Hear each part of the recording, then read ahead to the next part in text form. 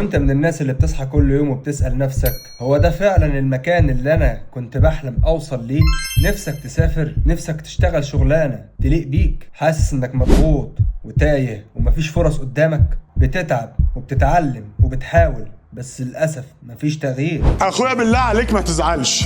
لو انت حاسس انك تستحق اكتر يبقى الفيديو ده معمول ليك. جاهز يا صاحبي؟ جاهز يا صاحبي، نزود سطر جديد في كتب التاريخ. السلام عليكم ورحمة الله وبركاته. معاكم معتز عجمغلي، خريج تمريض عايش في ألمانيا. أنا زي أي شاب عربي كان عندي حلم، كان حلمي إني أتقدم وأتطور، بس كان الطريق قدامي مش واضح. اتعلمت اللغة من الصفر، اشتغلت وقعت وقمت وكملت، وقلت لنفسي أنا مش لازم أكون آخر واحد يوصل، ولا لازم الوحيد اللي يكون بس بيتعب. القناة دي معمولة عشانك يلي بتفكر تسافر وبتسأل نفسك أبدأ منين؟ أروح فين؟ أتعلم إزاي؟ أسافر إزاي؟ أشتغل إيه؟ أنا مش خبير، ولكن أنا واحد مجرب الطريق ده بنفسه، بدأت فيه من الصفر، وكل حاجة هقولها لك في القناة دي هنا هتبقى من واقع مجرب، ومن خبرات ناس وأصدقاء، ومن خبرات حياتية واحد عايش هنا على أرض الواقع وبيتكلم ألماني مع الناس وشغال وقدر إنه يكون ستيبل، يعني من الآخر عن تجربة مش فقط فرضيات. احنا هنا هنبدأ مع بعض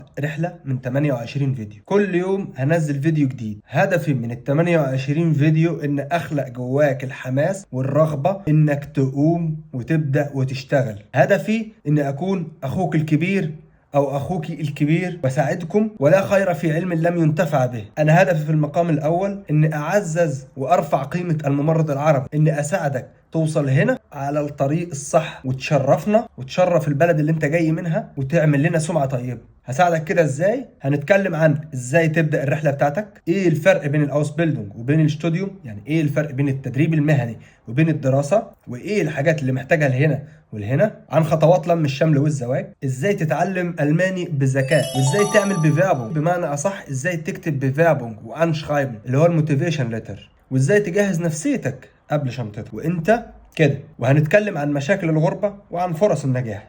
المحتوى اللي هنا مش بس تعليمي، لا ده حلم، وانا ليا الشرف ان اكون سبب ان واحد زيك يعيش حياة تستحق. لو وصلت لحد هنا فمعناها الرسالة دي لمستك. لو حسيت انك بتدور على نفس اللي انا قلته يبقى انت هنا في المكان الصح.